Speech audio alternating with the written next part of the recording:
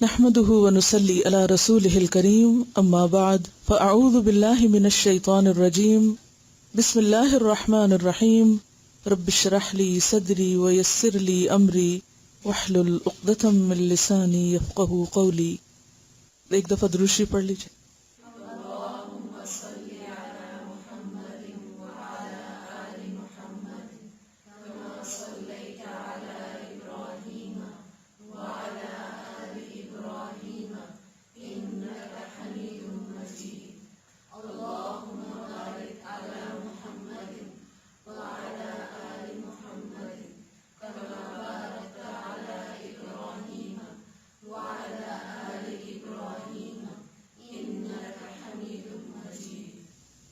دعا مانگیے.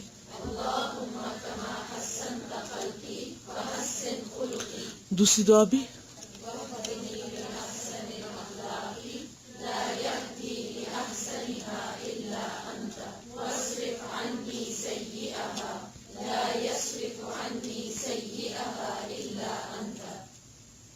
حیا. کیا معنی ہے حیا کا؟ انسٹنٹ رسپونڈ کیا ہے آپ کے ذہن میں؟ حیا کا لفظ زندگی سے ہے، حیات سے ہے. اور حیا کی زندگی کے علاوہ اور کیا معنی ہیں؟ بارش، تر و تازگی، اور نباتات کے لیے بھی آتا ہے، پودوں کے لیے بھی آتا ہے، کیونکہ وہ بھی زندگی کی علامت ہوتے ہیں. اور اسلام کی اصطلاح میں حیا کس کو کہتے ہیں؟ دل کے اندر ایسا احساس جو انسان کو زندہ رکھتا ہے، چوکنا رکھتا ہے، برائی سے روکتا ہے، اور اللہ کی معرفت پر مبنی احساس. اور ہر انسان میں حیا کے درجات مختلف ہوتے ہیں.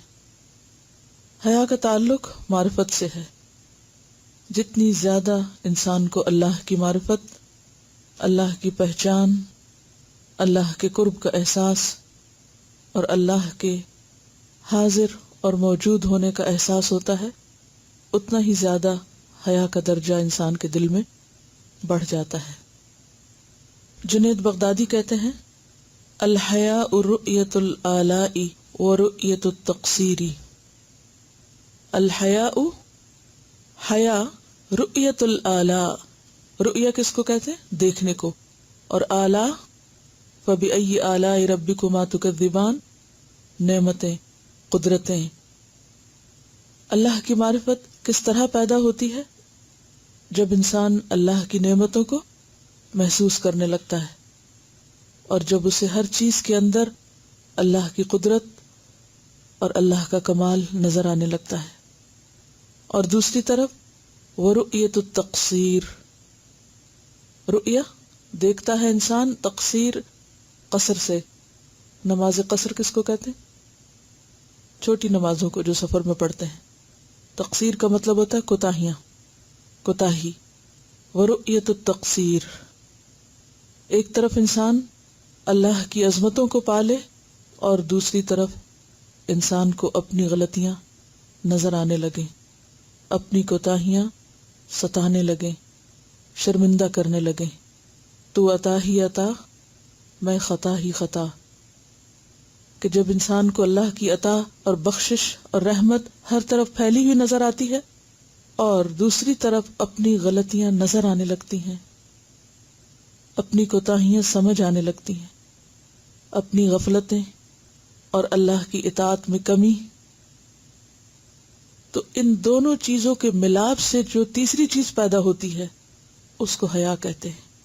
ان دونوں چیزوں کے یا ان دونوں احساسات کے بیچ کا احساس یا ان دونوں کے ملاپ سے جو احساس ڈیولپ ہوتا ہے اس کا نام حیا ہے. اور یہی احساس پھر انسان کے اندر ایسی قوت پیدا کرتا ہے کہ اس کو برے کاموں سے روک دیتا ہے. لہذا حیا ایک ایسی قوت بن جاتی ہے کہ جو بالکل فطری طور پر انسان کے اندر ایک رکاوٹ کھڑی کر دیتی ہے برائی کی طرف بڑھنے سے. انسان اللہ کے حیا سے، غلط لفظ بولنے سے، برے الفاظ بولنے سے، بد اخلاقی برتنے سے گھبرانے لگتا ہے، کیونکہ اسے محسوس ہوتا ہے کہ ہر جگہ میرا رب میرے ساتھ ہے، وہ مجھے دیکھ رہا ہے، وہ میرے ساتھ کیا معاملہ کر رہا ہے، اور میں اس کے ساتھ اور اس کی مخلوق کے ساتھ کیسے پیش آ رہا ہوں، کیا معاملہ کر رہا ہوں۔ جب انسان کو اللہ کا دینا، اللہ کی بخشش محسوس ہوتی ہے تو پھر انسان شرم کے مارے گناہ کرنے سے بھی رکنے لگتا ہے۔ اسی کا نام حیا ہے کہ انسان گناہوں کو چھوڑ دے، غلط چیزوں کو چھوڑ دے، ان چیزوں کو چھوڑ دے جو اس کے دل میں کھٹک جائیں، خواہ اس پر انسان کو شریعت کا کوئی واضح حکم معلوم ہو یا نہ ہو، لیکن وہ ان کو چھوڑ دے۔ ہو سکتا ہے ایک چیز فتویٰ کے اعتبار سے بالکل درست ہو، لیکن تقویٰ کے اعتبار سے اور آپ کے اپنے اندر کی کیفیت کے اعتبار سے وہ چیز آپ کو درست معلوم نہ ہوتی ہو۔ تو اس باریک نظر کے پیدا ہونے کا نام ہی حیا ہے۔ ایک روایت میں آتا ہے عیسیٰ علیہ السلام کو اللہ تعالیٰ نے وحی کی، عز نفسک فإن اتعظت فإلا فاستحیی منی انت عز الناس۔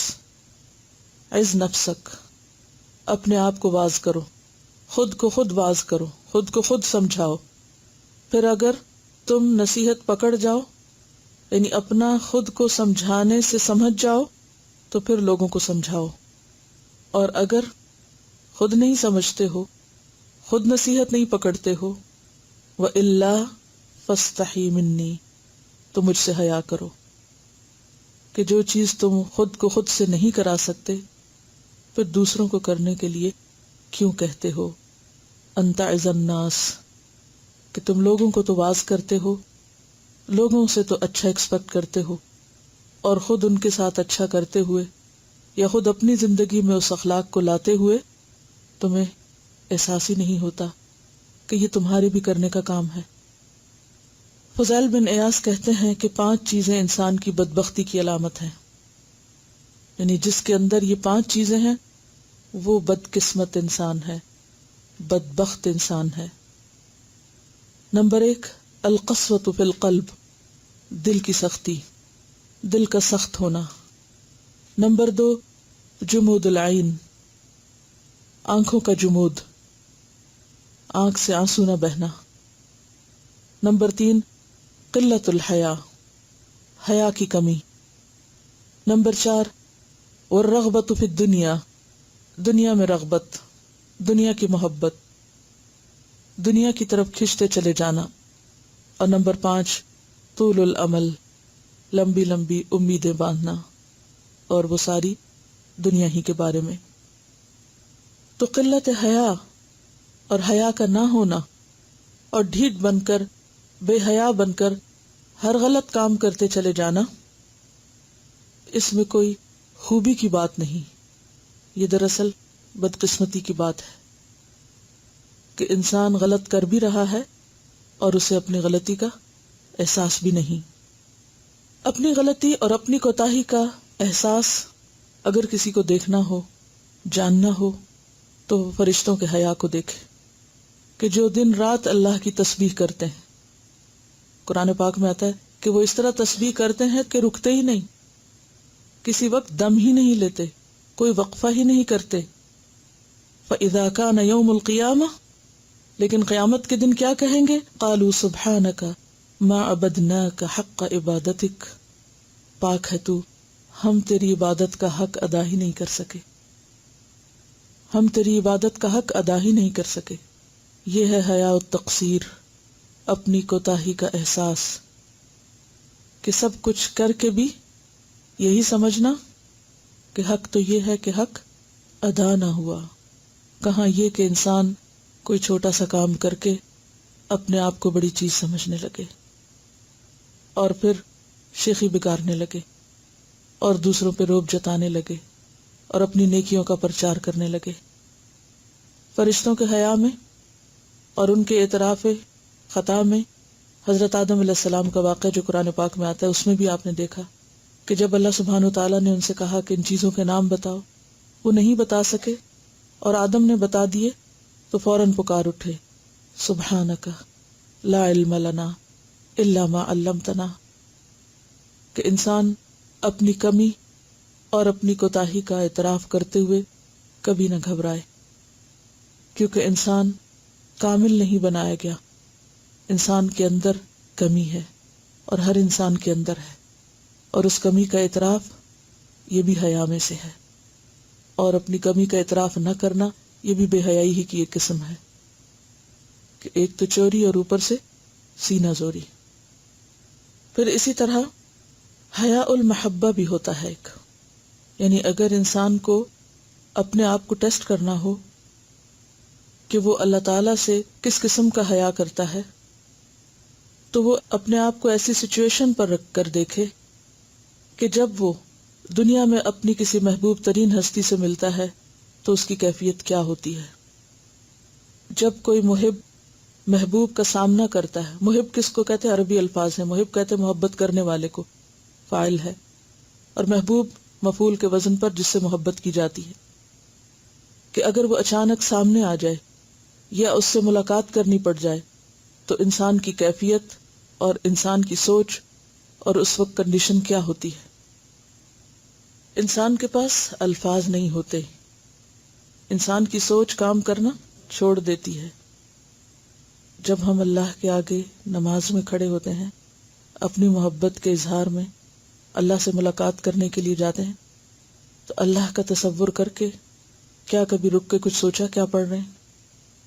کبھی تنہائی میں اللہ کو یاد کر کے سوچا کہ جب کوئی اور نہیں ہوتا تو اللہ تو ہمارے ساتھ ہوتا ہے نا، اور وہی اللہ سے ملاقات کا بہترین وقت ہوتا ہے۔ اللہ سے حیا کرنا یہ ہے، اگر وہ اللہ کی معرفت کے بعد اللہ کی محبت پر مبنی ہو تو پھر انسان کی کیفیت اسی طرح ہوتی ہے کہ انسان اپنے گناہوں پر پردے یوں نہیں ڈالتا، حجتیں نہیں کرتا، تعویلیں نہیں سوچتا، بہانے نہیں کرتا، اپنی غلطی کو خود مانتا ہے، کسی اور کو بلیم نہیں کرتا، اس کی زبان پھر رک جاتی ہے، اللہ کے حیا سے رک جاتی ہے۔ ہم سب اللہ سے محبت کے دعوے کرتے ہیں، لیکن سچ پوچھیں تو اتنی محبت بھی نہیں کرتے جتنی ہم کسی انسان سے کرتے ہیں، کیونکہ کسی انسان سے محبت کے بعد ہماری کیفیت کیا ہوتی ہے، اور اگر اس کا سامنا ہو اور اس سے بات کرنی ہو تو کیفیت کیا ہوگی۔ کبھی زندگی میں ایک بار ہی صحیح اللہ سے بات کرتے ہوئے اور اللہ کے ساتھ سرگوشیاں کرتے ہوئے ہماری ایسی کیفیت ہو، یا غلطی کرنے کے بعد ہم پھر مان جائیں اس کو اور چپ ہو جائیں، یہ سوچ کر کے اس کو تو سب پتا ہے، اس کے سامنے کیسے بہانہ کر سکتا ہوں۔ اس کا نام دراصل حیا ہے۔ لیکن جب ہم اللہ سے نہیں ڈرتے، اللہ سے نہیں شرماتے، اللہ سے محبت نہیں کرتے، تو پھر ہماری کیفیت کیا ہوتی ہے؟ اپنی ہر غلطی چھوٹی نظر آتی ہے، بلکہ نظر ہی نہیں آتی، اور اگر کوئی دکھا دے آئینہ تو اس پر 100 بہانے کر کے ٹال دیتے ہیں، ماننے کی طرف آتے ہی نہیں۔ اسی لیے اعلیٰ درجے کا حیا حیاء النفس ہوتا ہے، اعلیٰ درجے کا حیا حیاء النفس ہے۔ حیاء النفس کیا ہے؟ اپنے آپ سے شرمانا، خود سے شرمانا، اپنی خطائیں دیکھ کر، اپنی غلطیاں دیکھ کر شرم سے سر جھکا لینا، اور یہی دراصل حیا ہے۔ یہ بالکل ایسے ہی ہے کہ اگر ہمیں کوئی ہماری بے خبری میں اتاری تصویر دکھا دے، کوئی ہماری ویڈیو بنا رہا اور ہمیں پتہ نہ ہو کہ ہم کر کیا رہے ہیں، اور پھر وہ ہمیں سامنے کر کے دکھا دے اپنی ان کوتاہیوں، ان غلطیوں کو جن کو ہم جھٹلا نہ سکیں، کیونکہ سامنے کسی چیز کو دیکھ کر تو ہم انکار نہیں کر سکتے نا، پھر تو ہمیں ماننا ہی پڑتا ہے۔ اس وقت جو ہم خود سے شرماتے ہیں نا، کبھی ایسی کیفیت ہوئی زندگی میں؟ ہوتا ہے کبھی؟ بعض دفعہ ایسا ہوتا ہے کہ اگر کوئی ایسی تصویر ہمیں دکھائے تو ہم فوراً چھین کے چھپا دیتے ہیں، پھاڑ دیتے ہیں، ہم اس کو فیس نہیں کر سکتے۔ کبھی اپنی آواز بھر کے سنیں، کیا کہتے ہیں، کیسے کہتے ہیں، سن نہیں سکتے، خود کو خود فیس نہیں کر سکتے، صرف اس جگہ جہاں ایسے ایویڈنس موجود ہوں کہ جن کو ہم جھٹلا نہ سکیں۔ باقی اپنے اعمال پر تو ہم ہر وقت خود کو جھوٹ بولتے ہیں، خود اپنے ساتھ سچے نہیں ہوتے، بات کر کے کہتے ہیں ہم نے کی نہیں، غلطی کر کے کہتے ہیں یہ غلطی نہیں. یہ سب کیوں ہوتا ہے؟ قلت حیا سے، حیا کی کمی سے. کوئی گیم کسی کا بتا رہی ہیں کہ جب دوسروں کی نقل اتار کے کہ کون کیسے چلتا ہے اور کون کیسے بولتا ہے، اگر کوئی اور کر کے دکھائے، یعنی ہمارے کردار کی ایکٹنگ کر کے کوئی اور دکھائے، تو اس وقت ہمیں پتہ چلتا ہے اچھا ہم ایسا بھی کرتے ہیں. تو بات یہ ہے کہ اصل حیا کون سا حیا ہے؟ حیا النفس ہے. جب تک انسان کے اندر حیا النفس پیدا نہیں ہوتا، اپنے آپ سے حیا نہیں آتی، اس وقت تک حیا نہیں آتا. اور اس میں انسان اپنا بولنا، اپنا چلنا، لوگوں سے معاملہ کرنا، ان سب چیزوں کے ساتھ ساتھ اپنے خیالات اور اپنے دل کی باتیں، ان کو بھی انسان انالائز کرے.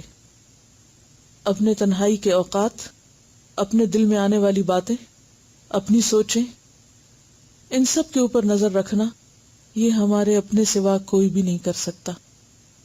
میرے دل میں کیا ہے، آپ میں سے کون جھانک کے دیکھ کے میری غلطیوں کو پہچان کے مجھے بتا سکتا ہے؟ بتائیے. کوئی مدد کر سکتا ہے میری؟ کوئی بھی نہیں کر سکتا.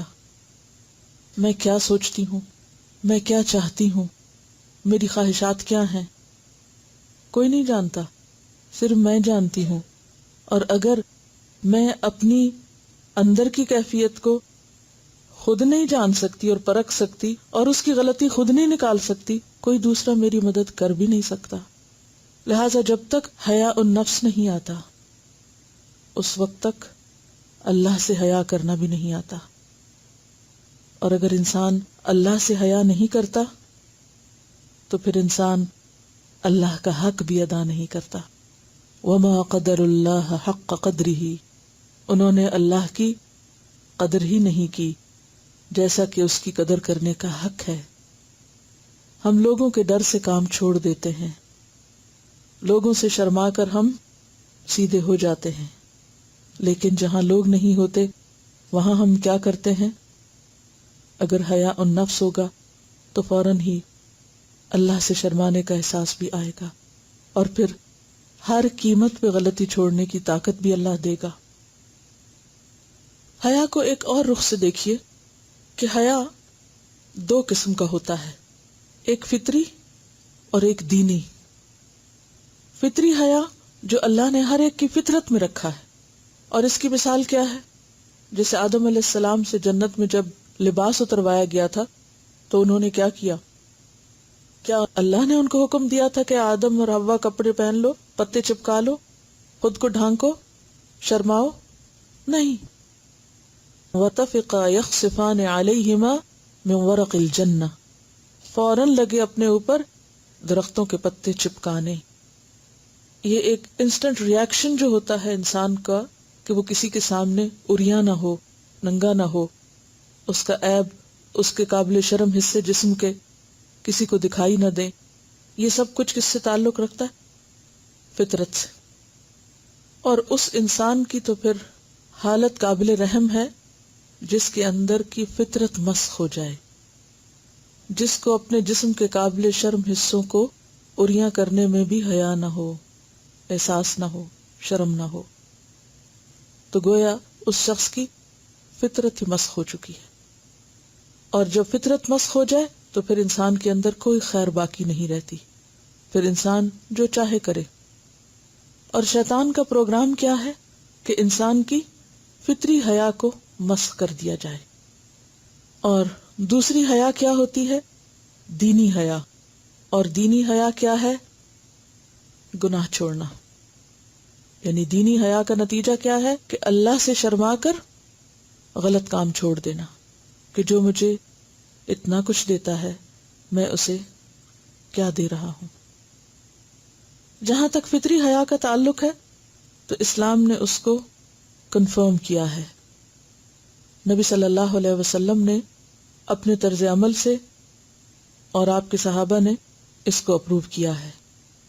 اور اس میں ہم دیکھتے ہیں کہ انسان کے جسم کی شریعت نے سطر کی حدود بھی مقرر کی ہیں کہ جسم کے کون کون سے حصے کسی کے سامنے کھولے نہیں جا سکتے. مرد کا مرد کے سامنے عورت کے سامنے، اسی طرح عورت کا عورت کے سامنے اور عورت کا مرد کے سامنے اپنے سطر کو ڈھانکنا جس کی شریعت نے حدود مقرر کی ہیں، یہ سب دراصل کیا ہے؟ اس فطری شرم و حیا کی مزید حفاظت اور اس کی کنفرمیشن۔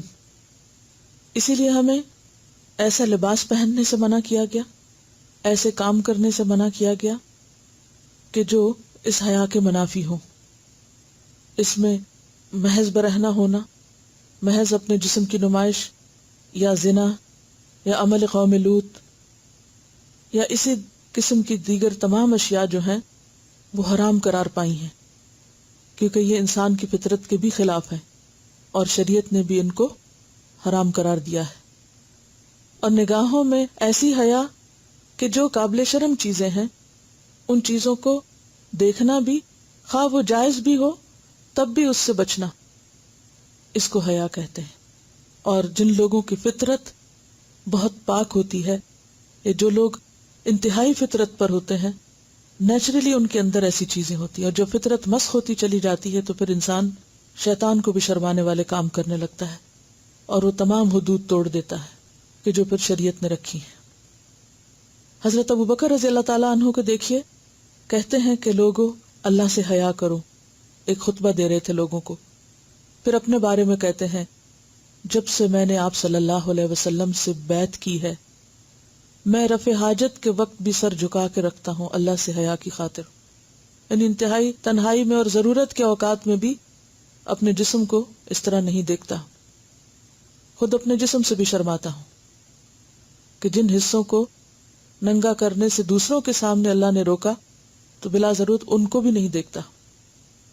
پھر اسی طرح حضرت عمر رضی اللہ تعالیٰ عنہ کہتے ہیں من قل حیاؤہ قل ورعہ ومن قل ورعہ مات قلبہ، کہ جس کا حیا کم ہوا اس کا خوف خدا بھی کم ہو گیا، اور جس کا خوف خدا کم ہو گیا اس کا دل مر گیا، مات قلبہ۔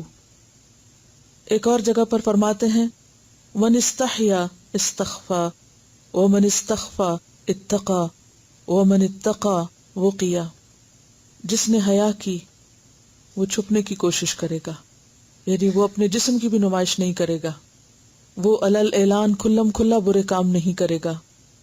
ومن استخفا، اور جو چھپے گا، اتقا، وہ تقوی اختیار کرے گا، ومن اتقا، اور جو تقوی اختیار کرے گا، بچنے کی کوشش کرے گا، وہ بچا لیا جائے گا، پھر وہ بچ ہی جائے گا۔ تو انسان نہ صرف یہ کہ اپنے جسم کے قابل شرم حصوں کو چھپائے، بلکہ اپنی زبان سے بھی فحش بات نہ نکالے، نہ گالی گلوچ، نہ کسی اور طرح کے فحش الفاظ، اور اسی طرح کسی سے معاملہ کرتے وقت، کسی سے بات کرتے وقت حیا اور حشمت کے دائرے میں رہے، اپنے چلنے پھرنے، بیٹھنے، لیٹنے، ان تمام پہلوؤں میں اس چیز کو اپنے سامنے رکھے۔ حضرت عثمان رضی اللہ تعالیٰ عنہ کے بارے میں آپ نے پڑھا ہوگا، حضرت عائشہ روایت کرتی ہیں کہ ایک مرتبہ آپ صلی اللہ علیہ وسلم لیٹے ہوئے تھے، اتنے میں ابو بکر آئے، اجازت مانگی، آپ نے ان کو آنے کی اجازت دی اور وہ اپنا کام کر کے چلے گئے۔ تھوڑی دیر کے بعد عمر آئے، آپ نے عمر کو بھی اجازت دی اندر آنے کی اور وہ بھی اپنا کام کر کے چلے گئے۔ تھوڑی دیر میں حضرت عثمان نے آنے کی اجازت مانگی، جب انہوں نے اجازت مانگی تو آپ لیٹے ہوئے تھے، اٹھ کر بیٹھ گئے۔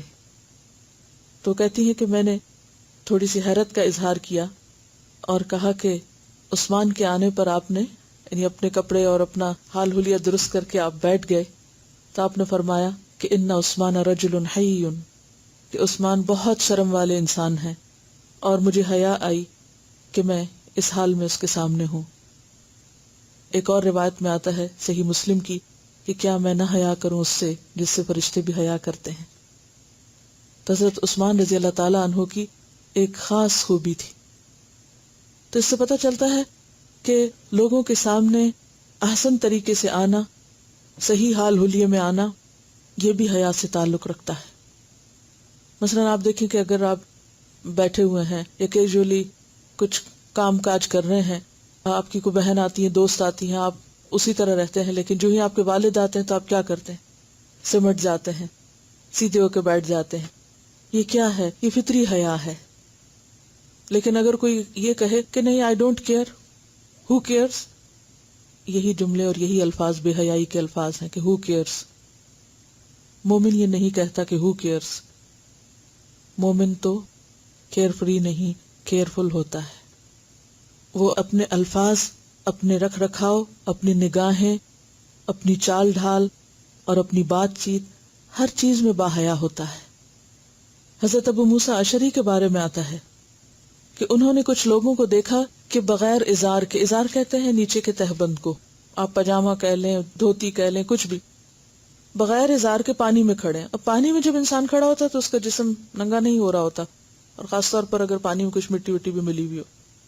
لیکن انہیں پتہ چلا کہ لوگ بغیر لباس کے پانی میں ہیں، تو ان سے خطاب کر کے کہا لَأَنْ أَمُوتُ ثُمَّ أُنْشَرُ ثُمَّ أَمُوتُ ثُمَّ أُنْشَرُ ثُمَّ أَمُوتُ ثُمَّ أُنْشَرُ أَحَبُّ إِلَيَّ مِنْ أَنْ أَفْعَلَ مِثْلَ هَذَا، کہ میں اگر مر جاؤں پھر زندہ کیا جاؤں، پھر مروں پھر زندہ کیا جاؤں، پھر مروں پھر زندہ کیا جاؤں، یہ مجھے زیادہ پسند ہے بنسبت اس کے کہ میں ان جیسی حرکت کروں، کہ پبلک پلیس پر بغیر اپنے جسم کے نچلے حصے کو ڈھانکے اس طرح کھڑا ہو جاؤں.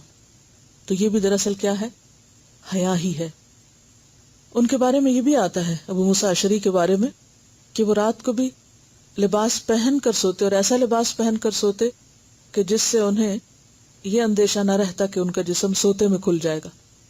حالانکہ آپ دیکھتے ہیں کہ قرآن پاک میں بھی اس بات کی اجازت ہے کہ انسان جب رات کو سوئے تو اپنے جسم کو راحت پہنچانے کے لیے وہ اپنے لباس کو مختصر کر سکتا ہے یا ہٹا سکتا ہے.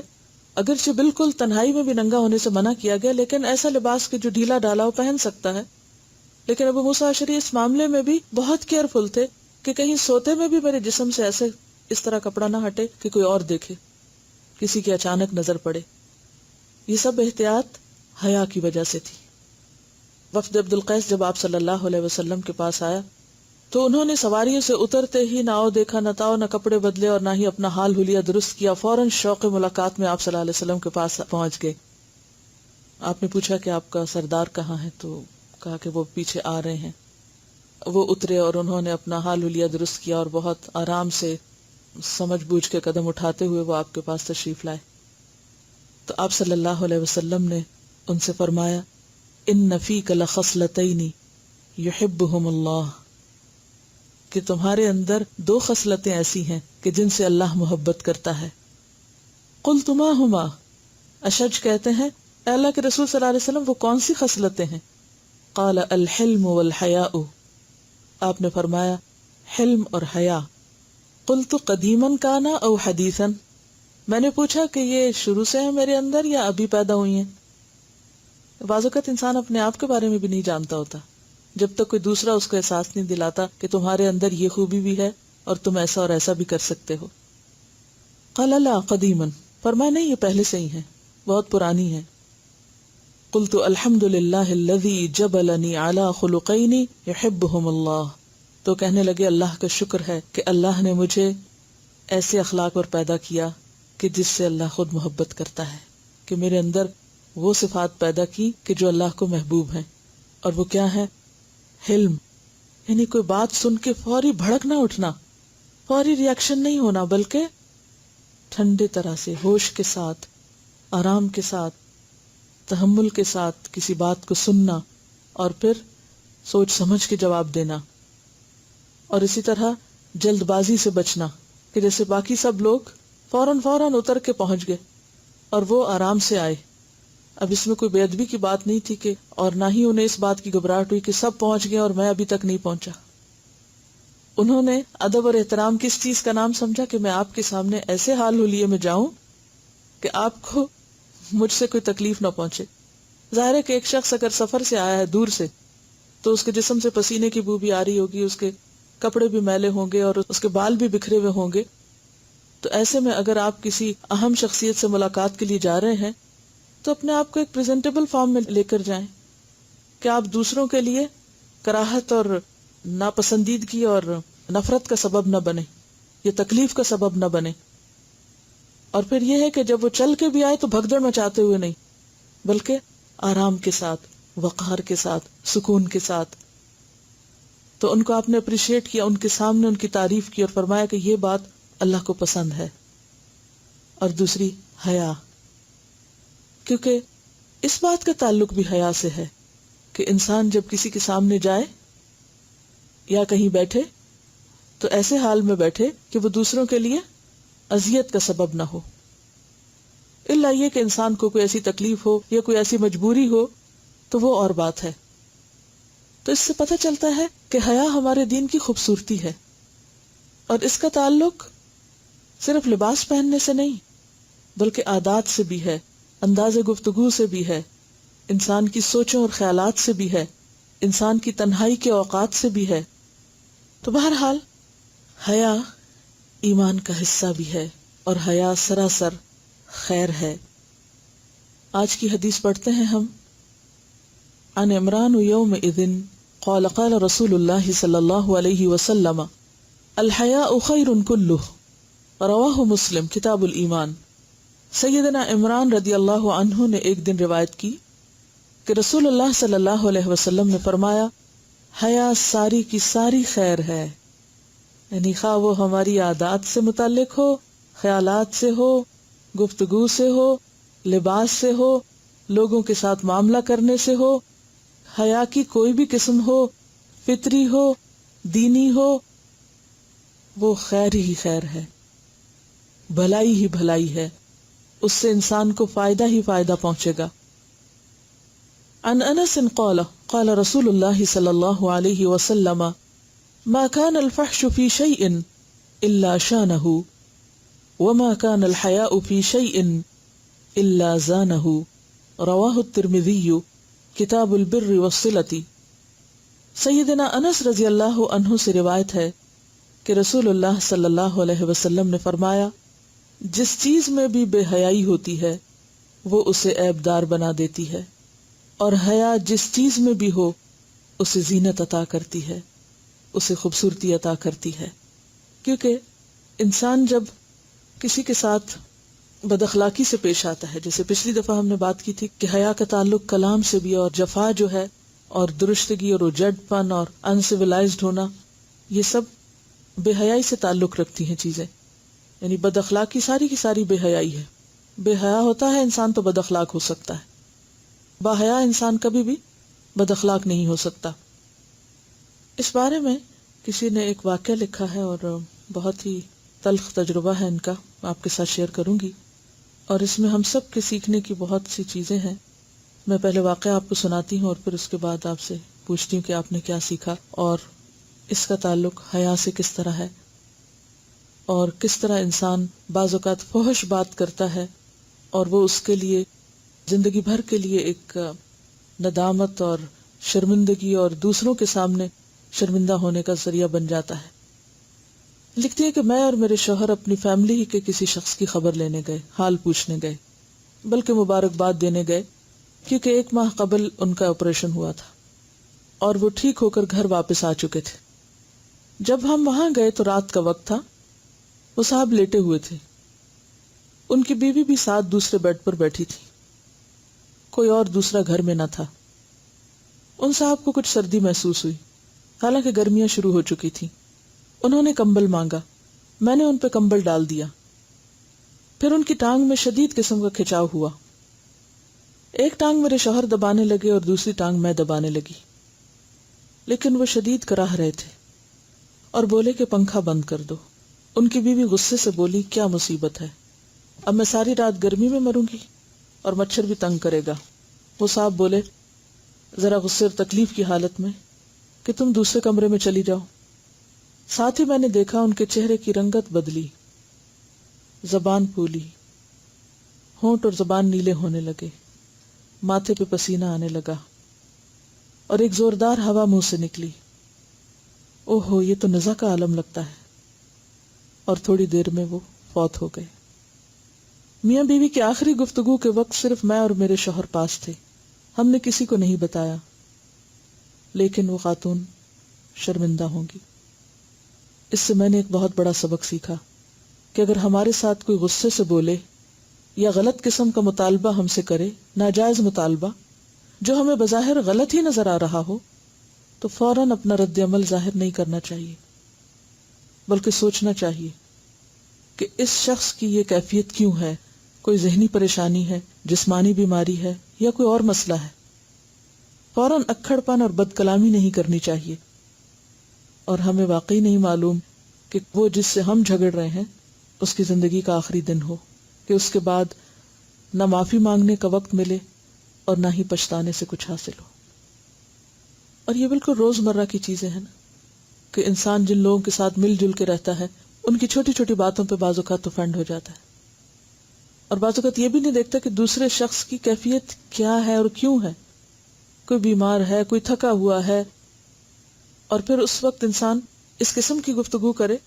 اور جیسے ہم میں سے ہر ایک اکثر یہ بات دہراتا رہتا ہے کہ کیا پتا ہماری زندگی کا آج آخری دن ہو، اور یا آخری نماز ہو، اور آخری ملاقات ہو، اور آخری کام ہو۔ یہ ہم کہتے تو رہتے ہیں لیکن ہم اس کو صحیح طور پہ محسوس نہیں کرتے۔ غلط کام کرتے ہوئے بھی انسان اگر سوچے کہ جس کے ساتھ میں لڑ رہا ہوں یا جس کے ساتھ میں بدتمیزی کر رہا ہوں، معلوم نہیں اس کے بعد میرا اور اس کا واسطہ کہاں پڑے اور میرے پاس مزید کتنی مہلت ہے، تو بہت سی چیزوں کو انسان اگر خود دیکھنے لگے تو ان چیزوں کی اصلاح کرنا بھی آسان ہوتا ہے۔ فوری، شدید اور نیگیٹو ریاکشن، اگر ہم اس چیز کو کنٹرول کر لیں تو یہی با اخلاق ہونا ہے، یہی با ایمان ہونا ہے، یہی با حیا ہونا ہے۔ یہ واقعی انتہائی مشکل چیز ہے، لیکن من یتصبر یصبرہ اللہ، صرف چند لمحوں کی بات ہوتی ہے۔ اگر وہ چند لمحے ہم اپنے کنٹرول میں کر لیں، اس وقت تھوڑا سا خود کو روک لیں، تو آپ تھوڑی دیر کے بعد دیکھیں گے کہ آپ خود بخود نارمل ہونے لگتے ہیں، کیونکہ اللہ تعالیٰ نے یہ چیز فطرت میں رکھی ہے۔ کوئی شعلہ کتنا بھی بھڑک رہا ہو، تھوڑی دیر کے بعد آپ دیکھتے ہیں تو وہ شعلہ نیچے ہونے لگتا ہے اور ہوتے ہوتے بجھنے لگتا ہے۔ آپ کو بھڑکانا پڑتا ہے اس کو دوبارہ، وہ خود سے بھڑکتا نہیں ہے۔ ہر بھڑکتا شعلہ نیچے کو جاتا ہے اور آہستہ آہستہ ختم ہی ہوتا ہے۔ یہی حال ہمارے غصے کا ہوتا ہے۔ اگر وقتی طور پر ہم اپنے آپ کو روک لیں تو آپ دیکھیں گے کہ تھوڑی دیر کے بعد ہم خود بھی نارمل ہو جائیں گے، اللہ یہ کہ پھر شیطان آ کے ہمیں اکسائے اور کسی اور سے ہم ڈسکس کریں اور وہ بھڑکائے اور پھر ہم وہیں پہنچ جائیں اپنے آپ کو جلاتے جلاتے۔ ورنہ اللہ تعالیٰ نے خود ہمارے اندر ایک آٹومیٹک سسٹم ایسا رکھا ہے کہ ہم واپس پلٹ جاتے ہیں اپنی فطرت پر۔ یہ واقعہ تو ایک انتہائی واقعہ ہے نا، کہ جس میں ایک شخص دنیا سے چلا جاتا ہے، اور بعض اوقات ایسا بھی ہوتا ہے کہ ہم دوسروں کے ساتھ اسی درجے کی بدتمیزی، بد اخلاقی کرنے کے بعد وہ زندہ بھی ہو تو پلٹ کے اس سے سوری نہیں کرتے، معافی نہیں مانگتے، شرم نہیں کرتے، اور اپنے آپ کو جسٹیفائی کرتے رہتے ہیں، اپنی غلطی کا اعتراف نہیں کرتے۔ اور نتیجہ کیا ہوتا ہے؟ اپنے ہی تعلقات کو ہم اور اپنے ہی ساتھ رہنے والوں کو اپنے لیے کانٹا بنا لیتے ہیں اور خود ان کے لیے کانٹا بن جاتے ہیں۔ اگر کسی پر کوئی زیادتی ہو تو اس کا حل یہ نہیں کہ اسی وقت وہ اس کا حساب برابر کرنے لگے، کیونکہ اس وقت کرنے سے فائدہ نہیں۔ ہاں، اگر زیادتی ہو رہی ہے تو اس آگ کے شعلے کو ابھی ذرا ٹھنڈا ہونے دے۔ جب دوسرا شخص اس بات کے قابل ہو کہ وہ بات سمجھ جائے تو اس وقت اس سے بات کی جائے اور اپنا موقف اس کو سمجھایا جائے کہ میرے ساتھ یہ اور یہ زیادتی ہے، اور ہر مسئلہ ایسا ہوتا ہے کہ جس کا سولوشن نکل سکتا ہے، اس کا سولوشن ضرور نکالنا چاہیے۔ یہ نہیں کہا جا رہا کہ زیادتی کو آپ برداشت کرتے چلے جائیں اور اس پر احساس نہ دلائیں، لیکن اس وقت یہ بات کرنے کا مقصد یہ ہے کہ عین اس وقت جبکہ آگ بھڑک رہی ہو تو اس کو مزید نہ بھڑکایا جائے، اس کو چھوڑ دیا جائے کہ وہ ٹھنڈی ہو جائے، تاکہ وہ نہ ہمیں جلائے اور نہ دوسرے کو جلائے۔ اگر کوئی ایک شخص بیماری کی وجہ سے یا بھوک کی وجہ سے یا کسی اور تکلیف کی وجہ سے اپنے آپ کو ایکسپریس نہیں کر پا رہا اور نیگیٹو طریقے سے کچھ بول رہا ہے یا غصہ دکھا رہا ہے یا برہم ہو رہا ہے یا چڑچڑا پن دکھا رہا ہے، تو اس کو سمجھنے کی بھی کوشش کرنی چاہیے کہ ایک شخص عام انداز میں نارملی ایسا نہیں ہوتا، ضرور کوئی چیز ہے اس کے مائنڈ کے پیچھے جو اس کو بگ کر رہی ہے، جو اس کو پریشان کر رہی ہے، تو وہ ریزن کیا ہے، اور اگر اس کو معلوم کر لیں تو اس وقت بھی معاملہ حل ہو سکتا ہے۔ لیکن مشکل یہ ہے کہ ہم دوسرے کو کیسے سنبھالیں جبکہ ہم اس وقت خود کو بھی سنبھال نہیں سکتے۔ دوسرے کو سہارا تو ہم اس وقت دے سکتے ہیں نا کہ جب ہم خود کو تھامے ہوئے ہوں۔ یہ ایک بڑی اہم بات ہے کہ ہم ہمیشہ اس پر تو نظر رکھتے ہیں کہ دوسرے ہمیں کہاں کہاں سے ستا رہے ہیں، ہم پر کیا کیا زیادتی کر رہے ہیں، یا ہمارے لیے کس طرح تکلیف کا سبب بنے ہوئے ہیں، لیکن کبھی ہم یہ نہیں سوچتے کہ کہیں وہ ہم خود ہی تو نہیں کہ جن کا ریفلیکشن دوسرے کا ریئیکشن بن کے سامنے آ رہا ہے، کہ ہم ہی کو دیکھ کر وہ اس طرح ریئیکٹ کر رہے ہیں۔ بعض لوگوں کو آپ نے دیکھا ہوگا کہ وہ اچھے بھلے ہوتے ہیں، با اخلاق، لیکن جو ہی وہ کسی ایک ایسے خاص شخص سے ملتے ہیں تو بھڑک اٹھتے ہیں۔ تو ہر شخص کا اپنا ایک مزاج ہوتا ہے، تو صرف کمپلینٹس کرنے کی بجائے یہ بھی دیکھیں کہ ہم خود تو نہیں کسی چیز کا سبب، کیونکہ عموماً لوگوں کا رویہ ہمارے لیے ہمارے ہی طرز عمل کا ریئیکشن ہوتا ہے۔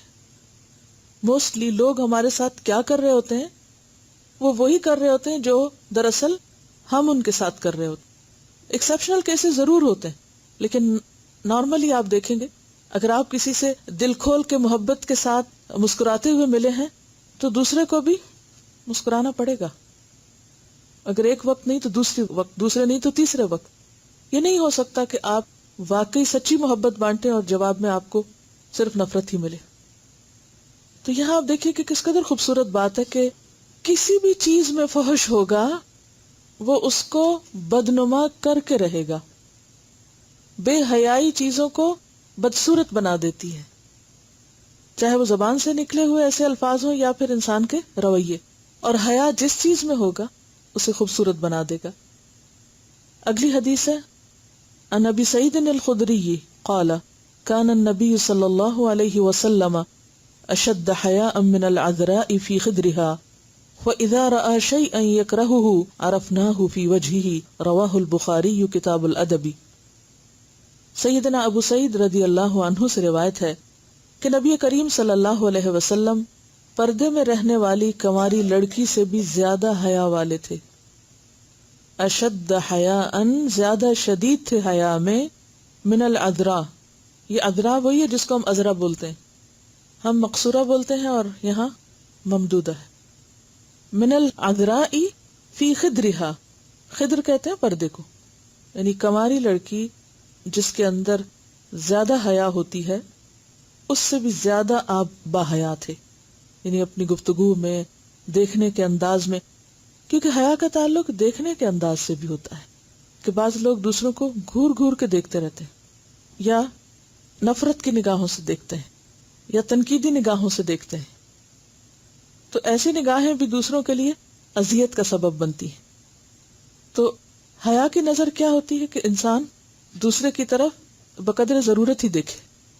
فَإِذَا رَأَى شَيْئًا يَكْرَهُهُ عَرَفْنَاهُ فِي وَجْهِهِ فَإِذَا رَأَى، پھر جب آپ دیکھتے شَيْئًا کوئی چیز، يَكْرَهُهُ جسے آپ ناپسند کرتے، عَرَفْنَاهُ ہم پہچان جاتے اس کو، فی وجهه آپ کے چہرے میں، یعنی جو چیز آپ کو ناگوار ہوتی ہم آپ کے چہرہ مبارک سے سمجھ جاتے کہ آپ کو اچھی نہیں لگ رہی۔ اسی لیے آپ نے بہت سی احادیث میں، بہت سی روایات میں یہ دیکھا ہوگا کہ بعض اوقات اگر ایک صحابی نے کوئی ایسا کام کیا یا کوئی بات کی تو دوسرے نے اس کو احساس دلایا کہ دیکھو تم دیکھ نہیں رہے کہ آپ کے چہرے کا رنگ بدل رہا ہے، آپ اس کو ناپسند کر رہے ہیں، یعنی اس میں ایسے الفاظ یا ایسا رویہ یا ایسا چیخنا چلانا اور شور مچانا تو دور کی بات، آپ کیا کرتے تھے؟ صرف چہرے سے محسوس کراتے تھے۔ عن ابی مسعود قال قال النبی صلی اللہ علیہ وسلم ان مما ادرک الناس من کلام النبوۃ الاولى اذا لم تستحی فاصنع ما شئت، رواہ البخاری کتاب الادب۔ سیدنا ابو مسعود رضی اللہ عنہ سے روایت ہے کہ نبی کریم صلی اللہ علیہ وسلم نے فرمایا، اگلے پیغمبروں کا جو کلام لوگوں کو ملا، اگلے پیغمبروں کا یعنی گزشتہ آپ سے پہلے، اس میں سے یہ بھی ہے کہ جب تم میں حیا نہ رہی تو پھر جو جی چاہے کرو۔ ان بے شک مما اس میں سے جو ادرکا پایا الناس لوگوں نے، من کلام النبوتی کلام نبوت میں سے، الاولا پہلی، کیا اذا جب لم نہیں، تستحی تم شرماؤ، حیا کرو، فسنا تو کرو، ما شئتا جو تم چاہو۔ تو اس سے کیا پتہ چلتا ہے کہ حیا کی وجہ سے انسان پھر صرف سلیکٹڈ کام کرتا ہے، اس کے الفاظ میں بھی سلیکشن ہوتی ہے، یعنی بولنے میں بھی، لکھنے میں بھی، ریاکشن میں، معاملات میں، لینے دینے میں، ہر چیز میں وہ ایک نفیس سلیکشن کرتا ہے، خوبصورت سلیکشن کرتا ہے. کیونکہ انسان کس چیز سے حیا کرتا ہے کہ اس کا کوئی عیب سامنے نہ آئے. ہاں، یعنی فطری حیا کو اگر آپ دیکھیں تو انسان کے اندر فطری حیا کس چیز کا نام ہے کہ وہ اپنے جسم کے قابل شرم، عیب دار کا کیا مطلب ہے؟ کراہت آمیز ایسے حصوں کو چھپانا چاہتا ہے. اور فطری حیا میں کیا ہے؟ مثلا اگر آپ کے کپڑوں پر کوئی داغ لگا ہے تو آپ کا فوری ریاکشن کیا ہوگا؟ فوراً اس کو چھپائیں گے. تو بالکل اسی طرح جیسے انسان اپنے جسم کو چھپاتا ہے، جیسے انسان اپنے گندے لباس کو چھپاتا ہے، اگر چہرے پر یا جسم پر کوئی داغ ہو اس کو چھپاتا ہے. کوئی خلقی یا خلقی زیادہ تر ہم عام طور پہ چھپاتے ہیں کہ اگر کوئی ایسا برتھ مارک ہے یا کہیں کوئی چوٹ لگ گئی یا کوئی نشان، تو عموماً آپ نے دیکھا ہوگا کہ لوگ اپنے اس حصے کو کسی نہ کسی طرح چھپاتے ہیں. اگر مثلا منہ پہ جھریاں پڑنے لگی تو بالوں کا سٹائل ایسے کریں گے کہ ماتھا جو ہے وہ کچھ اس میں چھپ جائے. کچھ اسی طرح اور طریقے اختیار کریں گے. اگر جسم بھاری ہے تو کپڑے ایسے پہنیں گے کہ جس سے وہ حقیقت چھپ جائے کیونکہ وہ عیبدار چیز ہے. یعنی کہ کوئی بھی چیز جس سے وہ سمجھتا ہے کہ خوبصورت نہیں، بدنما ہے، عیبدار ہے، تو اس کو وہ چھپانے کی فکر میں ہوتا ہے. لیکن افسوس یہ کہ ہم صرف اپنی خلقی خامیاں چھپاتے رہتے ہیں. خلقی تو ہمارے ہاتھ میں بھی نہیں ہوتی نا. مثلا بہت سی چیزیں ہمارے جسم میں، ہمارے ناک نقشے میں، حال حلیے میں، ہمارے پوسچر میں ایسی ہو سکتی ہیں کہ جن پہ ہمارا کوئی کنٹرول اور بس ہی نہیں. لیکن جو چیزیں ہمارے اختیار میں ہیں، کنٹرول میں ہیں، جن کو ہم چینج کر سکتے ہیں، نہ ان پہ ہماری توجہ ہے، نہ دھیان ہے، اور نہ ہی ہم اس کے بارے میں فکر مند ہیں، اور نہ ہی اس کو چھپانے کی فکر کرتے ہیں. اور چھپانا کیا ہے کہ انسان پھر ایسی باتیں نہ بولے، ایسے کام نہ کرے کہ جو اس کو عیبدار کرتے ہیں، جو اس کے اخلاق کو بدنما کرتے ہیں، جو اسے ایک ناپسندیدہ انسان بناتے ہیں. تو اوورآل حیا کا جو ایک مفہوم پورا پڑھنے کے بعد سامنے آتا ہے کہ حیا ایک ایسی خوبی ہے کہ جو انسان کو اندر اور باہر سے خوبصورت بنا دیتی ہے، اللہ کا پسندیدہ بنا دیتی ہے، اور بندوں کا بھی محبوب بنا دیتی ہے. ہم جب دوسروں پر چیختے ہیں، چلاتے ہیں، یل کرتے ہیں، ان کے اوپر روب جماتے ہیں اور دوسروں کے ادب اور احترام کو ملحوظ خاطر نہیں رکھتے، نہ چھوٹے کو دیکھتے ہیں، نہ بڑے کو دیکھتے ہیں، نہ غریب کو دیکھتے ہیں، نہ امیر کو دیکھتے ہیں، ہر ایک کا مقابلہ کرنا ہی ہم اپنی شان سمجھتے ہیں، تو بنیادی طور پر یہ بے حیا ہونے کی علامت ہے. لیکن ہمیں اس کا احساس بھی نہیں کہ ہم کر کیا رہے ہیں. تو اللہ تعالیٰ سے دعا ہے کہ اللہ ہمیں حیا دے، ایمان دے، ہمیں اپنی غلطیوں کے اعتراف کی توفیق دے اور اپنی اصلاح کرنا سکھا دے. وآخر دعوانا ان الحمد للہ رب العالمین. سبحانک اللہم و بحمدک، نشہد ان لا الہ الا انت، نستغفرک و نتوب الیک. والسلام علیکم ورحمۃ اللہ وبرکاتہ.